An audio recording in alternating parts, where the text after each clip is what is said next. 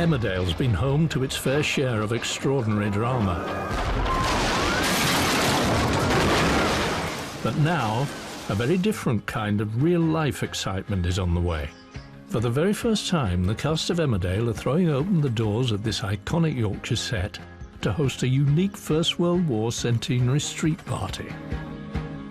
Men less than half my age gave their lives for the country. To honour the British men and women who made huge sacrifices during the Great War. We can never forget what these men did for us. A host of Emmerdale's most famous faces, old and new, are about to leave the set behind and step back 100 years into the past to celebrate the lives of unsung local heroes who drove the war effort.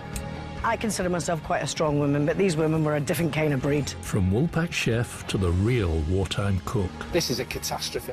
Village vicar to the battlefield priest. Telly farmer to the real country land girl. And Emmerdale vet to the real front-line vet. The weight of responsibility on that man's shoulders, he's amazing. The cast of one of Britain's favourite soaps will uncover the extraordinary stories of these remarkable British men and women, who will be honoured when the cast come together to host their very own Emmerdale Armistice celebration. Tonight... You're right. Let's give it one more shot. Come on. Actor Charlotte Bellamy, best known for playing Vicar's wife Laurel Thomas, sets off to uncover the wartime love story. All those kisses, Joshua. Of the son of the real Woolpack landlord. So what I am desperate to know is, did Joshua survive?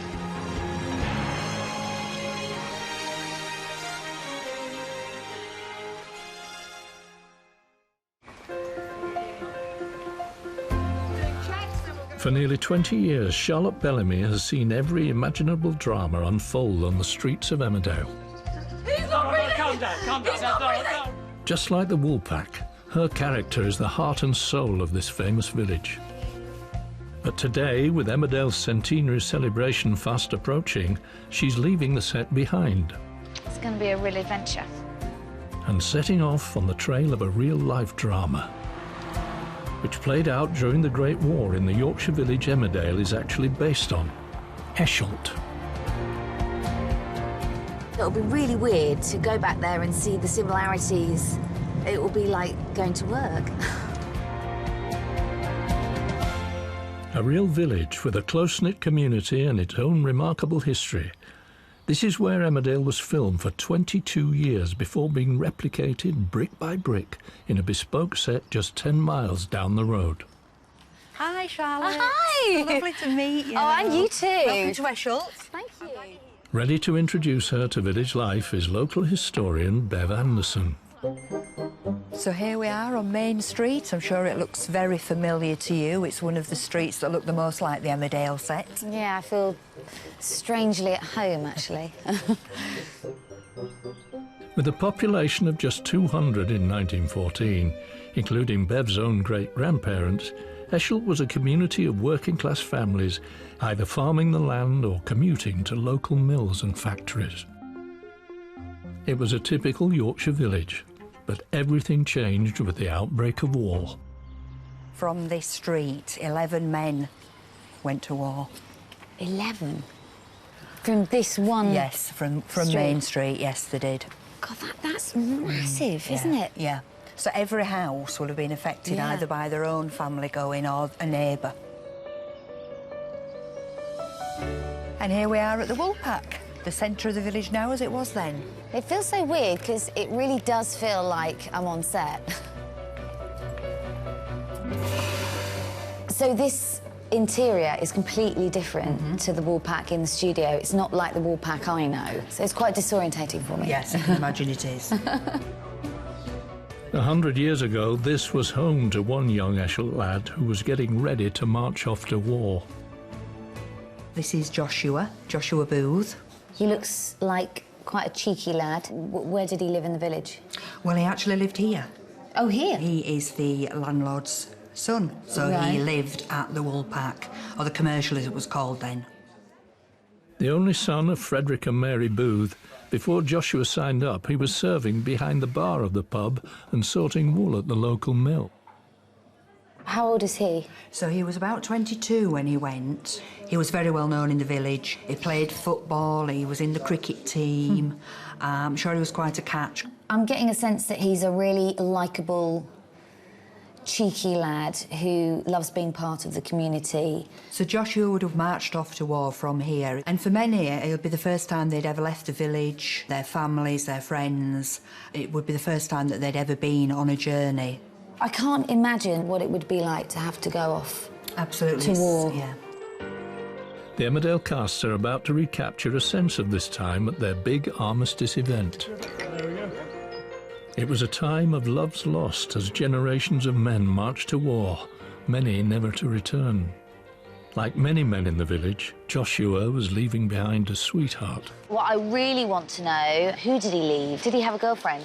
Here we are. She's Winnie, Winifred, stood on the steps of this very pub. Oh, my goodness. So she looks Oh. sort of, what, like 19, 20 or something? Yes, just a couple of years younger. She'd stayed here in about 1911 for 6 months. That's how they met. So they met before the war? They met before the war and they fell in love here at Eschalt at the Woolpack. Winnie and Joshua's romance survives today through a series of wartime love letters that the couple wrote whilst they were apart. We are having a good Christmas on the whole. The only thing that spoils it is that you are not here to share it with us. I think about you every day, wondering how you are getting on. Yeah, so it comes across, doesn't it, how much he cares for her. It's really quite sweet. Yeah, very much so. Yeah, All those absolutely. kisses, Joshua. It's been really strange coming to the real Emmerdale to learn about Joshua, who I'm kind of intrigued. You know, this 22-year-old boy who was clearly full of life, and suddenly he leaves the village into war, into the unknown.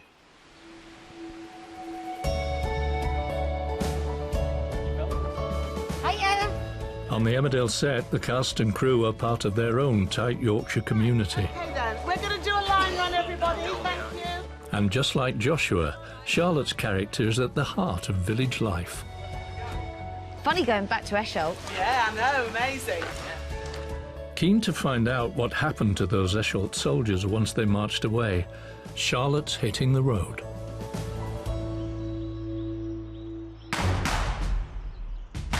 She's come to Catterick in North Yorkshire, to one of the British Army's largest training grounds. Hi, I'm guessing you must be Adam. I am, and you're Charlotte. I am. Hi, pleased to meet you. I'm hoping that you're going to tell me a bit more about Joshua. Yeah, absolutely. Just on there. 22-year-old Second Lieutenant Adam Wishdish, the commanding officer on duty today, is exactly the same age as Joshua was when he signed up in 1914. They'd have gone to training first for a couple of months in places like Grimsby and Doncaster and across the Yorkshire Dales. What kind of training were they given? So we've got some archive footage to show you. Joshua and his Eschalt mates were just a handful of the 6 million British men mobilised over the course of the First World War. With most lacking any military training, the forces didn't have time to prepare so many troops for battle. You can see they're practicing with sticks a lot of the time instead of guns or rifles because there just wasn't enough to go around. I suppose what strikes me is that it kind of looks really like my legs, bums and tums at the gym class. It doesn't look very thorough, this training. Is that really going to prepare the men for war? With just this rudimentary training, Joshua and his company were posted to the French front line. They soon found themselves at the forefront of the deadliest campaign of the Great War, the Battle of the Somme. So what we're seeing here is classic over-the-top kind of attacking. Yeah. You've got the officer leading the way, and then everyone else charges over once the whistle gets blown. And some of the men obviously get shot, so are falling down and dying. And then just people around them, their friends next to them, just killed, but they've just got to keep moving forward. And that is the danger that these guys are facing. They are walking into bullets. They are walking into gunfire from the German machine guns. And you can see why this was the bloodiest day in British Army history. Over 57,000 people were injured or died at the Battle of the Somme on the very first day.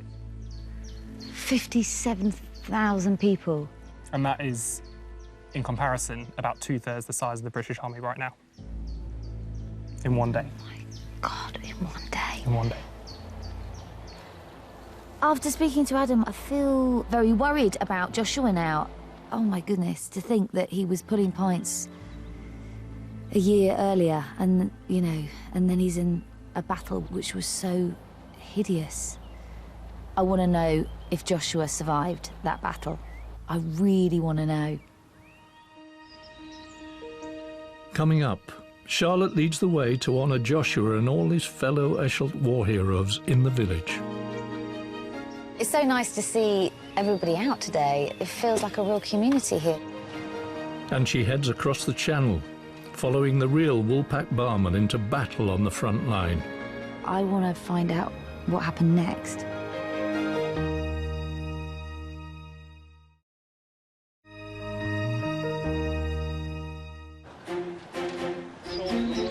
To mark the centenary of the end of the First World War, the cast of Emmerdale are coming together to host a huge celebration in honour of the great local Yorkshire men and women who gave their lives when their country needed them.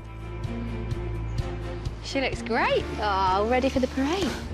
Actor Charlotte Bellamy has left behind the drama of the fictional Woolpack to uncover the real-life drama of the actual Woolpack and the story of its young barman, Joshua Booth. Well, he actually lived here. Oh, here? So right. he lived at the Woolpack. So far, she's traced his journey from his picturesque Yorkshire village to the battlefields of the Somme. To think that he was pulling pints a year earlier and then he's in a battle which was so hideous. And today, Charlotte's back in Eschalt with historian Bev Anderson, getting to know the residents of the village and their extraordinary past. Who wants a sandwich? I'll have a sandwich, thank you. Eschalt has been hosting an annual summer party for hundreds of years, and it's as important today as it was a century ago in 1914. Do you know what? It's so nice to see everybody out today. It feels like a real community here. So, yes, it hasn't changed very much, really, over the years. So even back at the start of World War I, it was busy. It's always been a small community. So, when the men were called up, that must have been devastating. Well, it must have been, because out of a village of only 200, 53 of the men were actually, they served in World War I. 53. So that's 25% of the population. Yeah. And the prospect of that is just unimaginable to us today, I think. It's all their young men. Eschalt has remained a close-knit village for generations of families, but the community was shattered by the arrival of the Great War. You know, the more you hear about the First World War and how it really affected a community like Eschalt, it must have been really strange for them. That feeling of loss and also just not knowing when they were going to return and if they were going to return. Charlotte's come to Leeds to uncover what happened next for Joshua when his regiment arrived at the Somme. Hi, Dave. I'm Hello, Charlotte. Hello Hi. there, Charlotte. Nice to meet you. And you Please too. sit down. She's meeting military historian Dave Stowe. So, Dave, I know that Joshua's regiment fought in the Battle of the Somme. The battalion was within only 800 yards of the actual German frontline trenches. So pretty much in the thick of it, really. So, how many in his regiment were injured? How many casualties and deaths? Well, do we know? We've got a rough idea, and around 35 men from C Company were either killed or wounded. I mean, I've got an extract from the Duke of Wellington's war diary here. Right. I'll just quote this. Trenches were in a very bad state and had suffered much during the recent bombardment. Many British dead were lying in and about the trenches. So what I am desperate to know is, did Joshua survive the Battle of the Somme? Joshua Booth did survive the Battle of the Somme. Did he? He survived, and he went to fight on. With Joshua still on the front line, it would have been a long wait for his family, friends and his sweetheart Winnie to find out about his lucky escape from the Somme. Maybe they didn't hear for weeks on end if he survived or not. That must have been terrible. I just hope that Joshua had a future to come home to. Eschalt historian Bev's the only woman who'll know these answers. Hi, Bev. Hi. Hi, Charlotte. Lovely to see you again. as well. Welcome back to Eschol. Oh, thank you. I'm hoping that you're going to be able to help me answer a few more questions. Right. I've learnt a little bit more about Joshua. Right. I mean, it's clear from the letters that Joshua wanted a future with her, didn't he? Oh, I absolutely. imagine he wanted to marry her and Absolutely, and yes. have children. Yeah, they're you know. planning the future together, yeah. He carried on writing to Winnie from the front. Did they get there happy ever after? So this is the last letter that we have from Joshua to Winnie that he wrote from the front. Yeah. And you'll see from the envelope here that it's addressed to her. To Mrs. H. Foster. Mrs. So she got married. She's married. Yeah, she got married, yes, to somebody else. She didn't wait for him. No. Oh no. Oh no, that is devastating, isn't it, for Joshua? Yeah. Oh, Bev, that is not the ending I wanted to hear. I wanted him to walk back into the village with bunting and cream teas and Winnie standing there with open arms and it all to be perfect. So this has been sent to her from Belgium. Yeah. Where he was serving in Ypres. Do we know what year this is? This is 1917. So a year before the war ended? Yeah. Thank you, Bev. Thank you. I really appreciate all your help on this. I mean, in a way, it was nice to hear about this real-life love story that happened in the Woolpack, rather like our show. But at the moment, this is a bit of a sad ending. To uncover the next chapter for this young Eschol lad, Charlotte's leaving the rolling hills of Yorkshire behind and following in Joshua's footsteps to Belgium.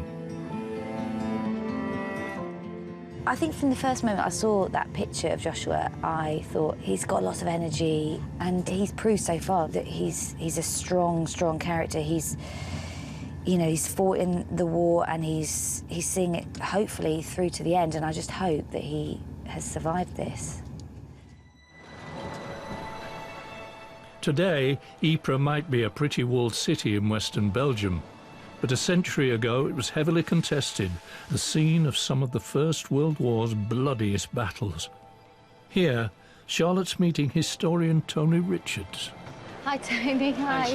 Nice to meet you.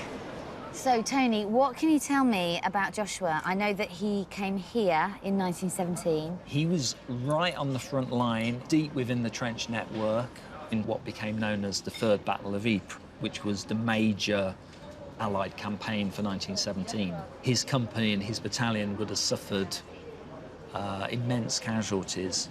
He would have been constantly under fire. I mean, every day he must have thought, today will be the day that I die. But he himself, he survived that battle. That is incredible. What a hero. He survived the Somme. Yeah. He survived all the skirmishes and battles in between. Then on the night of the 11th, 12th December, Joshua would have been in a dugout and a stray German shell happened to land and hit the dugout. Oh, my God. Oh, no. Joshua, along with two others from his company, were killed. Oh, no. Oh, no. On the 12th of December, 1917. Oh, you're at the end of the war. It was random, unexpected, and sudden. And in a way, the manner in which he was killed sums up the First World War.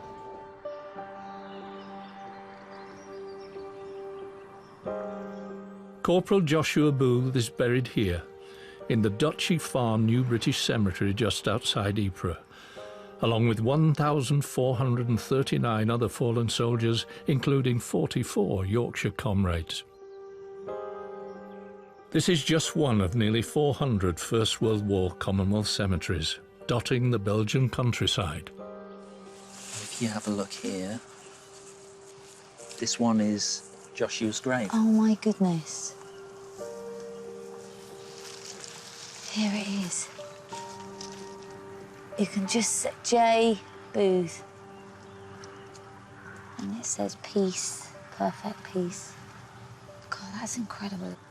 It's very sobering, isn't it, to think that this young man who left a little Yorkshire village, he was pulling pints in the local pub, and then he went on this journey, you know, and saw the things that he did and fought the battles that he survived.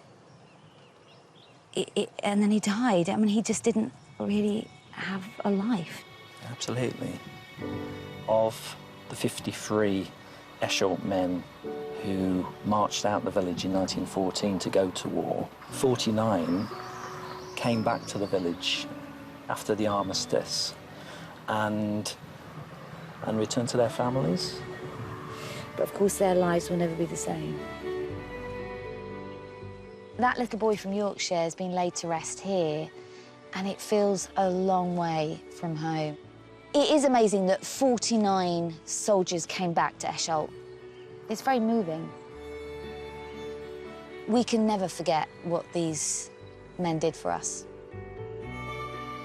The stories of these remarkable, brave young Yorkshire men still resonate 100 years after the end of the Great War. The cast of Emmerdale now want to commemorate these forgotten local heroes with a huge armistice celebration.